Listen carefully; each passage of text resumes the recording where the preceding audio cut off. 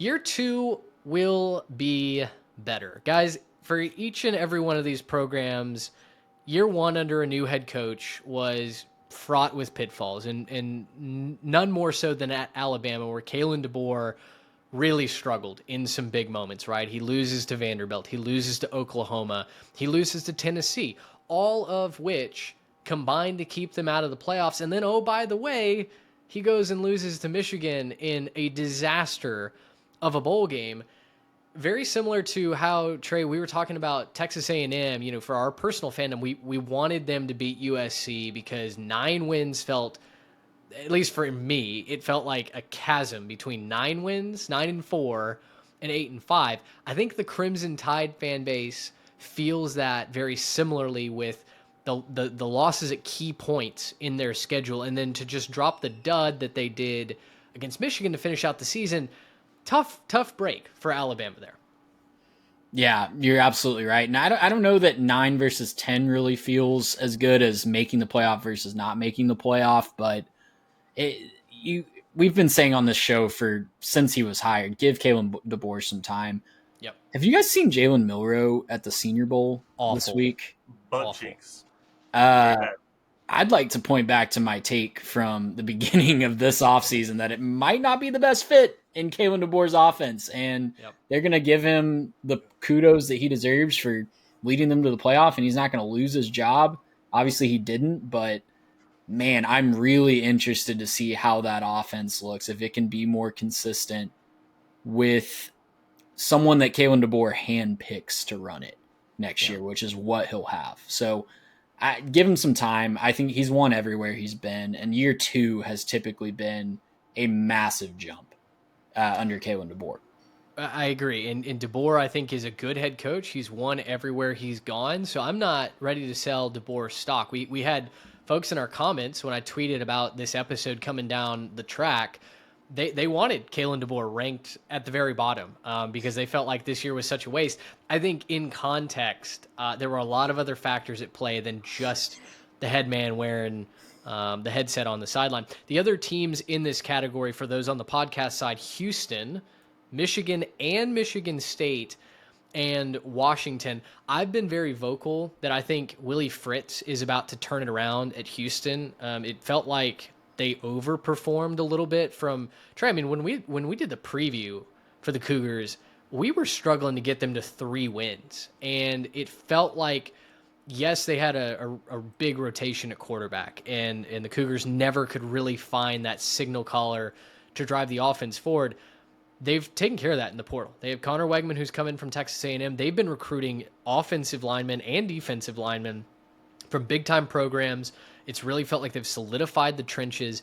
And now with their high school recruiting plus the guys that they've brought into the portal, it feels like this is a new athletic team that, where I sit at the beginning of February here in 2025, they're a team that I kind of identify as one of those that I think the stock is going up. And I trust Willie Fritz to turn year two into a much better product than what we saw in year one.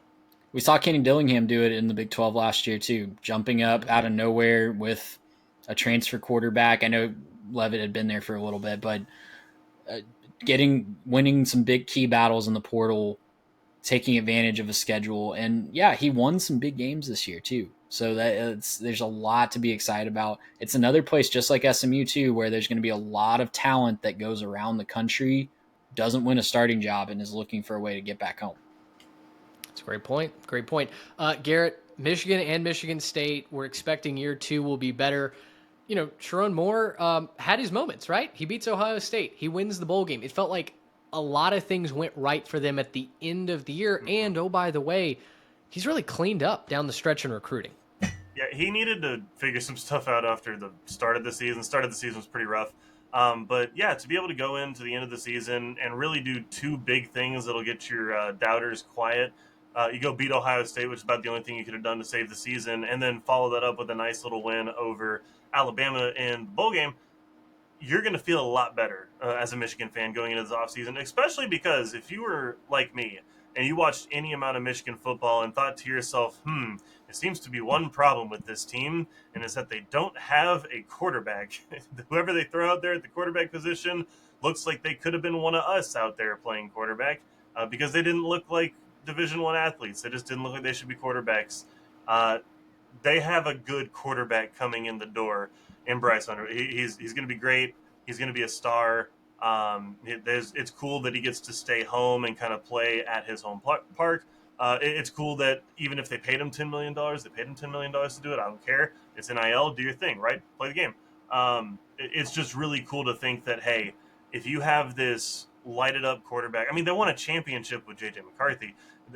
J.J. McCarthy's fine, I guess, but if you can get an actual 5-star stud in there, put some talent around him, some good running backs, keep the offensive line rocking, they're going to have some success. And a thing that I was wondering, and maybe this is a way to kind of help with some of this, would you rather be Sherrone Moore or would you rather be Kalen DeBoer? Because right now, if it were just me, I think Michigan's got a little bit of a brighter future ahead of them than Alabama does. And that's not to say, I'm not trying to hot take here or Michigan homer, and I got a soft spot for the Wolverines, but I just think that right now with the quarterback coming in, with the talent that you've had, you're fresh off the championship, and the Big Ten's kind of been the better conference the last couple of years, I think I like where Michigan sits right now a little better than what Alabama is. I think Alabama's going to face tougher challenges up and down the SEC, whereas if you're a top-tier Big Ten team, you have a much better shot at making a run and making it to the championship. It's an interesting question because I think Michigan has more margin for error with Sherrone Moore than Kalen DeBoer does. I feel like the pressure's not as immense at Michigan, and that's wild to say given that Michigan won a national championship just 2 seasons ago. But it does feel like this season for Michigan, it felt very much like, oh, well, we all kind of expected that, right? We knew that there was going to be a step forward, and Sherrone Moore, like, he's never done this before, so, okay, we'll write it off. Whereas Alabama going 9-3 and losing their bowl game, and you talk to people down in Tuscaloosa and parts of the SEC, and the sky's falling, right? So I certainly can understand that. It certainly feels like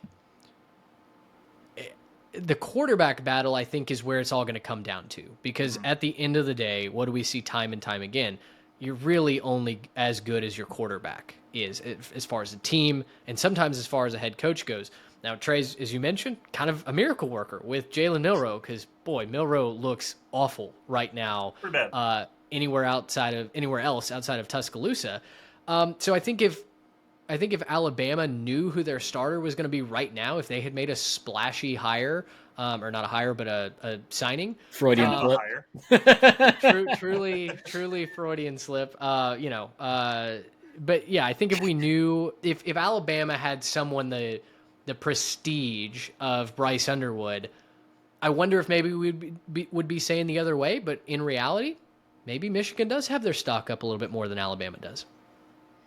I think Garrett's absolutely right to point out that the scheduling will be much in Michigan's favor. It's going to be 2 or 3 games on Alabama's schedule every year that are harder than the second hardest on Michigan's schedule. Yep. Yeah. And that is to say, and I think that it's fair to say that Michigan will probably play the hardest of the games every year because Ohio State, obviously, I think is harder right now than anyone that's going to be regularly on Alabama's schedule. But even after that, like, you can make an argument that Penn State's a really tough opponent. You can make the argument maybe Indiana stays a tough opponent. Oregon's also in your conference now, so they could stay a tough opponent. Depending on the scheduling now with these huge conferences, year to year, Michigan could get a terrible deal versus maybe Alabama gets a really easy schedule, or it could totally flip. But yeah, up and down the schedule, if you're talking middle tier of the Big Ten versus middle tier of the SEC, I'd much rather be Michigan, playing teams like Illinois, who's pretty solid, versus a team like Ole Miss, who's pretty good. Yes, they have that glass ceiling we talked about, but this is still a pretty dang good Ole Miss team. Hey, that is Hall of Very Good head coach Brett Bielema, sir, to you. Yeah, that is Hall of Very Good. Sorry to disrespect Bert like that. Gracious him! How about that?